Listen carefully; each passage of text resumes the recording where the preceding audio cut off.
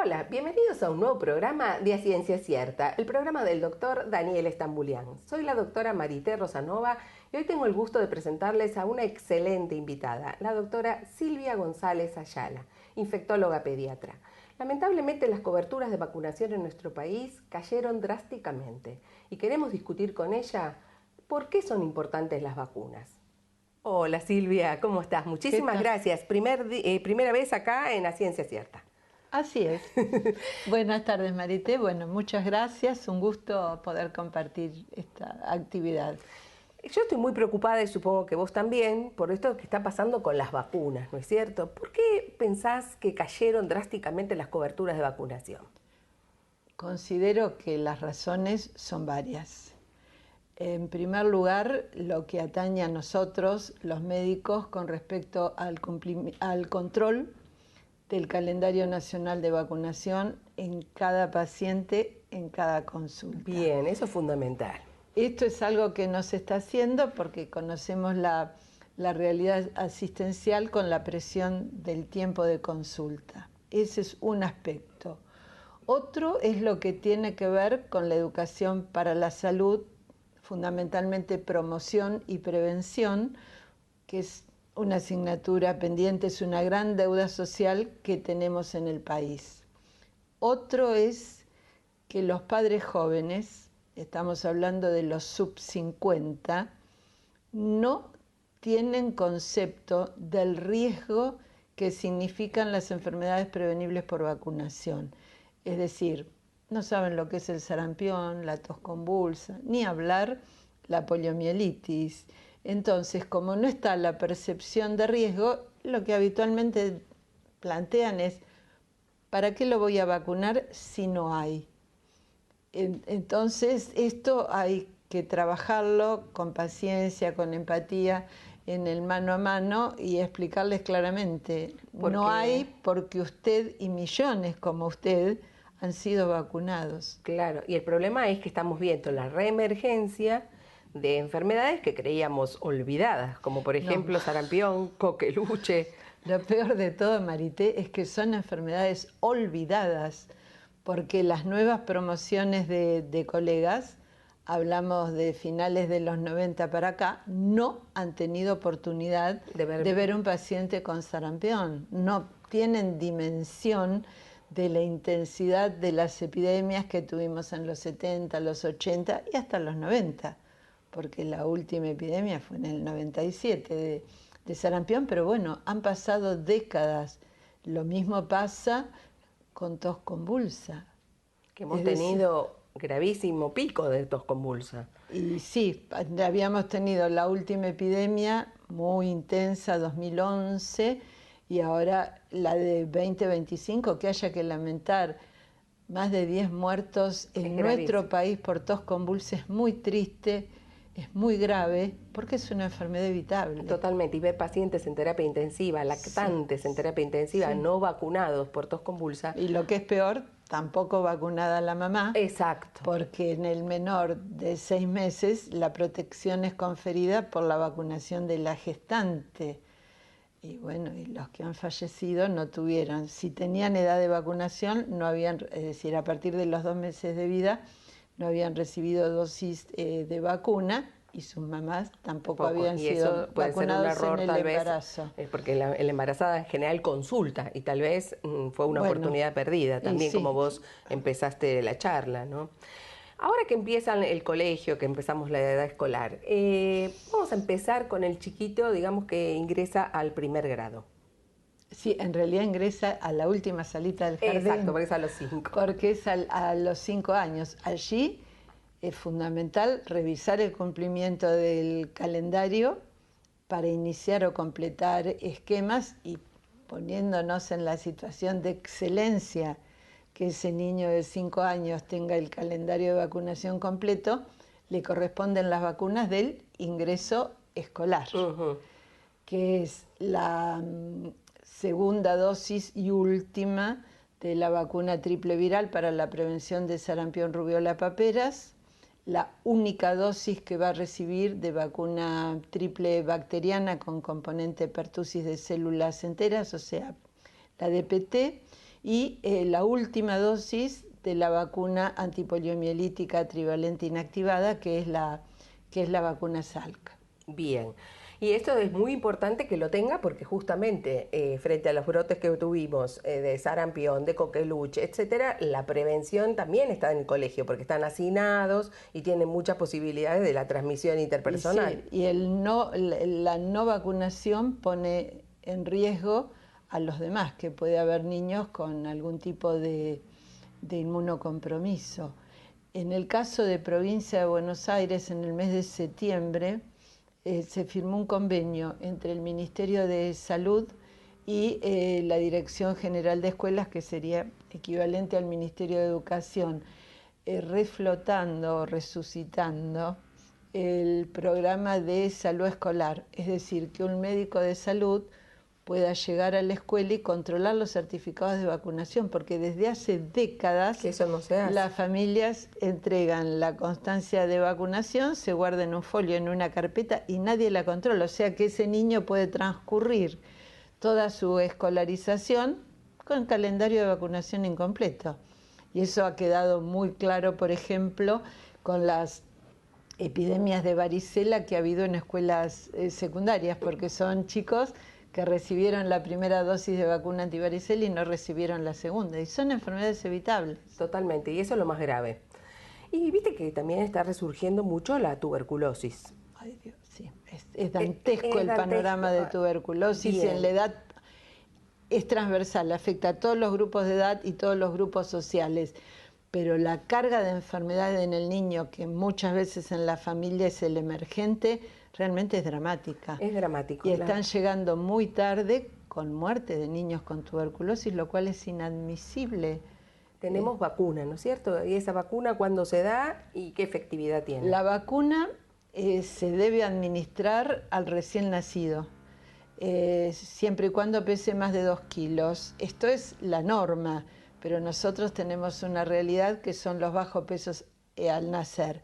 Eso depende de la habilidad de la vacunadora, porque si uno va a Formosa, Chaco, hay muchos chiquitos que nacen con menos de 2.000 gramos y ahí hay que ver la habilidad de la vacunadora para hacer la administración intradérmica, y la vacuna BCG se debe administrar antes que abandone la maternidad. Eso en provincias es clave, porque si el niño se va sin recibir esa vacuna, tal vez no la recibe más. No la recibe más porque a veces no cumplen con el control del recién nacido a los 7 días. Y si no, la última oportunidad útil sería vacunarlo en el control de los 7 días, pero teniendo en claro que la vacuna BCG va a proteger únicamente contra las formas graves de tuberculosis, que es la tuberculosis diseminada, la tuberculosis del sistema nervioso central. Protege contra eso, no protege contra la forma más frecuente, que es la tuberculosis pulmonar. Y lo otro, considerar que es una vacuna reactogénica. Se administra por vía intradérmica en la región, en la inserción del deltoides derecho, abajo. Esto es importante porque es frecuente que perdón, me señalo de este lado, pero es a la derecha que encontremos la cicatriz cerca del hombro. Cuanto más alta se administra la BCG, tanto más reactogénica es. Por eso es tan importante. Reactogénica sería que pueden tener ganglios o que se le haga, digamos, una lesión mucho más importante. Lo que se forma siempre es un nodulito, es decir, sobresale en la piel a partir de las 4 semanas más o menos, se pone rojo, a veces supura. La supuración tiene una característica particular, no es pus, es como granitos de sémola. Y eso es importante en el seguimiento por el médico generalista o el médico pediatra, porque la mamá en general, y sobre todo si es una mamá primeriza, va muy asustada. Entonces hay que explicarle que solo se higieniza y se pone una gasita, que es un cuadro que se autolimita y que es bueno, porque eso indica que está respondiendo a la vacuna, como decían las abuelas, prendió. Prendió la vacuna de la tuberculosis. Prendió la vacuna, sí. Y vos decías entonces que también has notado este aumento alarmante de la tuberculosis. Sí. Y en el caso de los chicos, no sé, en el Hospital de Niños de La Plata, más o menos lo esperado, es un caso de meningoencefalitis tuberculosa por año. Y ahora no. No, y ahora ya llevamos como 4. Hay 3, 4 por año. Esto es gravísimo. Es muy claro que lo que está pasando desde el punto de vista social y sanitario es grave. Porque hay muchos colegas que creen, que dicen, ay, ¿cómo hay tuberculosis? Sí, hay tuberculosis, siempre hubo y ahora hay más. Porque la tuberculosis es una enfermedad social. Entonces, si consideramos la situación habitacional, educacional, económica en nuestro país, las cosas no pasan casualmente, tienen causalidad y la tuberculosis es una enfermedad del contexto sociosanitario, la pobreza. Bien, y sobre todo es importante que cuando hay un caso de tuberculosis en la familia hay que catastrar, hay que ver si hay alguno. Hay que estudiar a todos los convivientes y contactos estrechos. Por eso en general, no en ciudad, ¿no es cierto?, pero en localidades del interior es muy frecuente que esté en la primera hoja del diario o en las noticias. Un caso de tuberculosis en tal escuela y se hace el catastro, ¿no?, que es la entrevista, el examen clínico, la radiografía de tórax y la prueba de la tuberculina, que vulgarmente es conocida como Mantoux, en realidad es la prueba de la PPD. Exactamente. Como tenemos que ir a un pequeño cortecito, Silvia, vamos a dejar la incógnita para la gente sobre la antitetánica. Viste que cualquier corte, cualquier cosa te dan ya la antitetánica. Y entonces vamos a desmitificar cuándo es necesario dar la antitetánica. Muy bien, gracias. Silvia.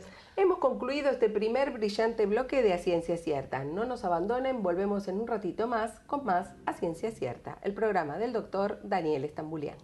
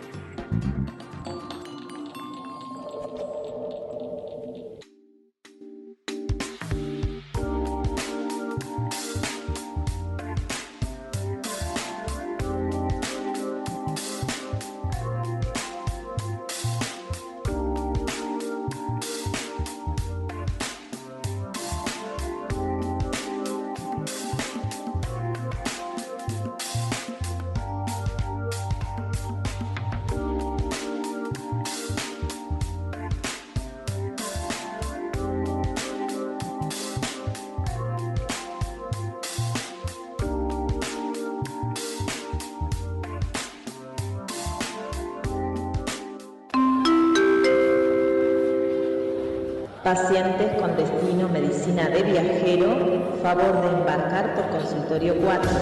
Muchas gracias.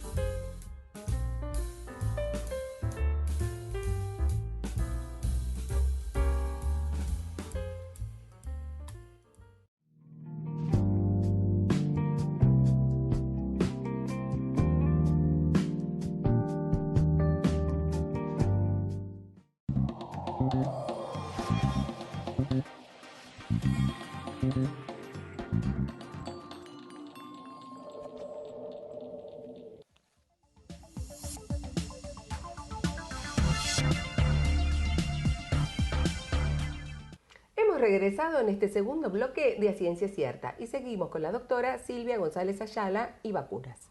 Silvia, habíamos dejado la incógnita para la gente. Viste que te raspás y ya te dicen, antitetánica, y tenés 80 antitetánicas. ¿Es así? No, Muy no bien, debería. eso es muy Eso es importante. el mundo real, pero no debería ser así. Primero, ese concepto de antitetánica, desde el subsector público, el Programa Nacional de Vacunación no dispone de vacuna antitetánica desde finales de la década de los 80, o sea que no es de anoche.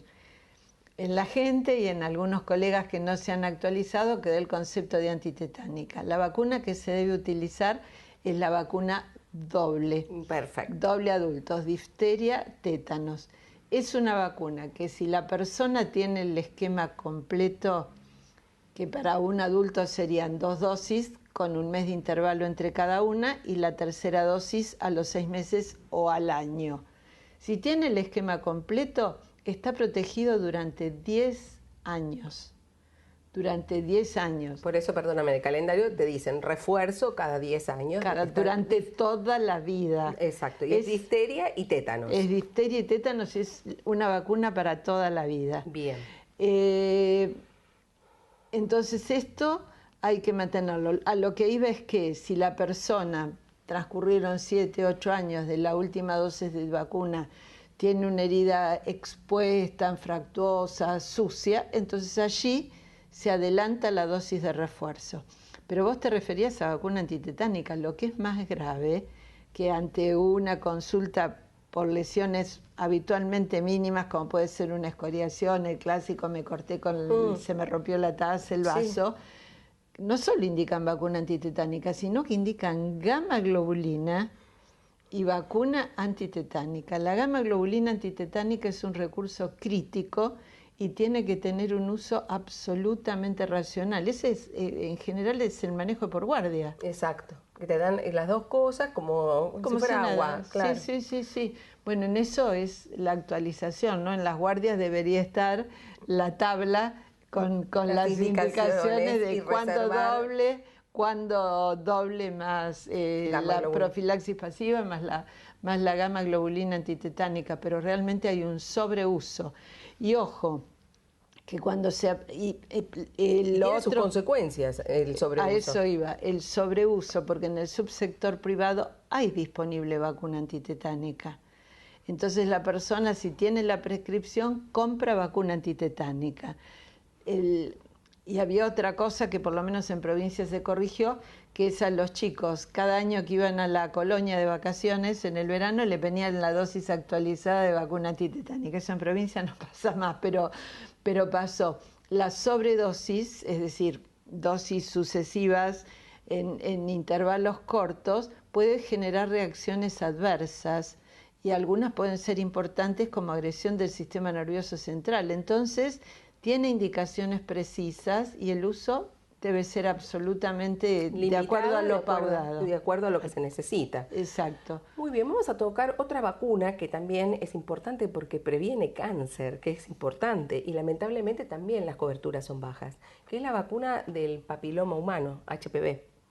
¿Qué podemos decir de esa vacuna? Bueno, primero enfatizar que es una vacuna para la prevención de cáncer en las mujeres y en los varones. Eso es fundamental. Porque en las mujeres está el concepto, la vacuna de virus papiloma humano para la prevención del cáncer de cuello, de útero, que es el cáncer más frecuente en nuestro país.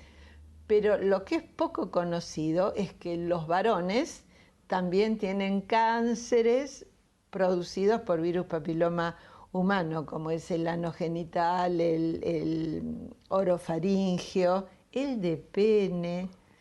Cuando uno comenta, por cánceres por virus papiloma humano de pene, en Argentina hay 1000 penectomías por año, hay una, si estamos conversando con un varón, hay una situación como de tensión que dice, como esto está pasando. Me voy a vacunar mejor. Esto está pasando y sí pasa. Pero, y volvemos a lo que conversamos en la primera parte, acá lo que falta es educación para la salud, en este caso toma de conciencia de la magnitud de las enfermedades que estamos previniendo. Me parece muy buena esta campaña, que por lo menos la escuché por radio y prácticamente en toda la franja horaria, los mensajes de MSD para el uso de la vacuna y referidos a la prevención. Son mensajes cortos, pero muy contundentes. Espero que esto tenga el efecto de la gota dorada a la piedra, ¿no? Que se tome conciencia, porque las coberturas preliminares que tenemos del año 2025 están hablando de coberturas de alrededor del 50% en varones y mujeres. Es gravísimo. O sea, es gravísimo. Se está vacunando 1 de cada 2 en el mejor de los casos, y estamos hablando de prevención de cáncer. Y hay que trabajar, creo, que eso en general lamentablemente son iniciativas privadas, trabajar porque la vacuna se administra a los 11 años, que es el último grado de la escuela primaria. Allí, ya que no tenemos educación para la salud desde el preescolar, mínimamente habría que trabajar allí para hacer la formación entre pares.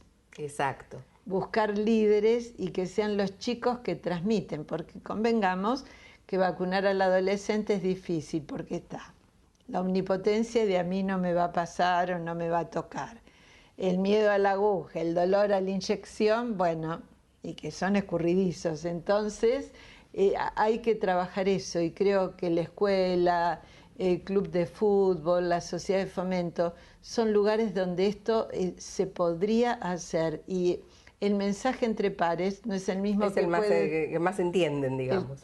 Claro, porque no es lo mismo que pudiera dar un miembro del equipo de salud, que a nosotros nos ven como viejos. Aunque no lo seamos. Entonces hay que retomar estrategias, no hay nada nuevo.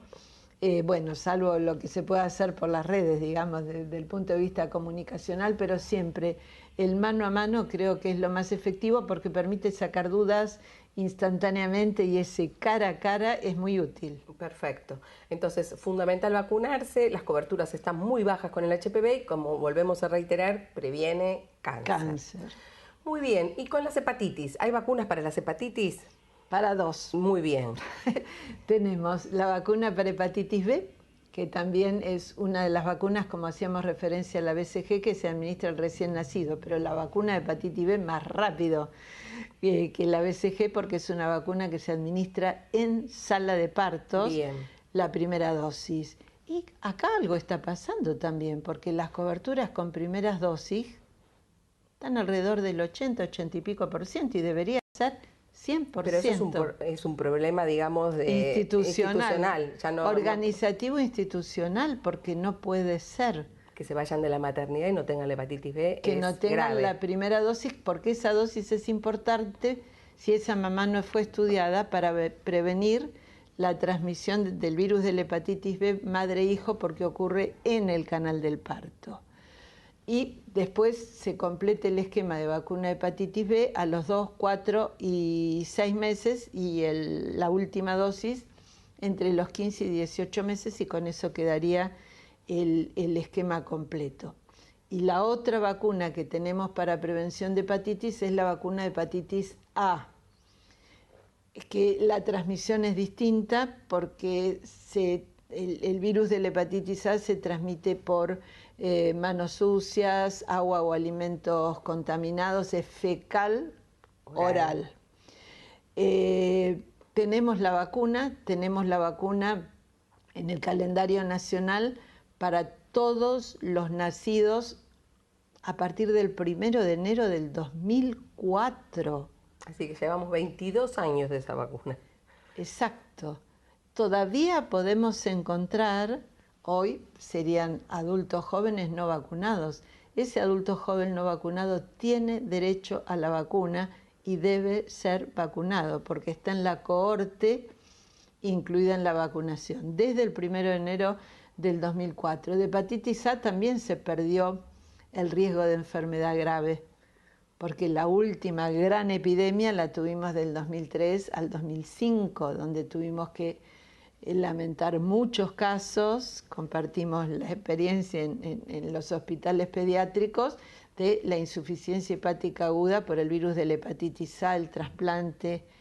Con suerte Antes, claro, si había ¿no? donante, ¿no? Con todo lo que la sobrevida comprometida ulterior, todo lo que eso Implicaba. Y en nuestro significa. hospital la primera causa de trasplante hepático antes de la vacuna Era era la hepatitis A. sí, Y bueno, ahora la vacuna ha demostrado que es muy efectiva porque prácticamente no se ve como causa de trasplante. sí, nosotros, esto desde el subsector salud y de la Autoridad Sanitaria Nacional, hay una deuda social pendiente, porque no nos olvidemos que en nuestro país se incluyó la vacuna de hepatitis A con una dosis única a los 12 meses, con el compromiso que se iba a hacer el estudio prospectivo para controlar la persistencia de anticuerpos contra el virus de la hepatitis A en títulos protectores. Esto no se está haciendo, se dejó de hacer. El último grupo estudiado es del 2015, han pasado 10 años. Así que sería conveniente. Y necesitamos saber qué pasa con eso. En estudios parciales que se han hecho, por ejemplo, en la provincia de Mendoza, se encontró que había habido caída de títulos y esos adolescentes fueron vacunados. Así que atención con esto. Bien, así que es fundamental. Mira, podríamos hablar millones de cosas de las vacunas, pero se ha terminado el tiempo, así que te agradezco mucho tu participación y te vamos a volver a invitar porque la verdad que ha sido muy clara. Muchísimas gracias. Muchas gracias, Marité, a ustedes. Hemos concluido este brillante programa de A Ciencia Cierta y parafraseando al doctor Estambulián, ¿qué nos enseñó la invitada?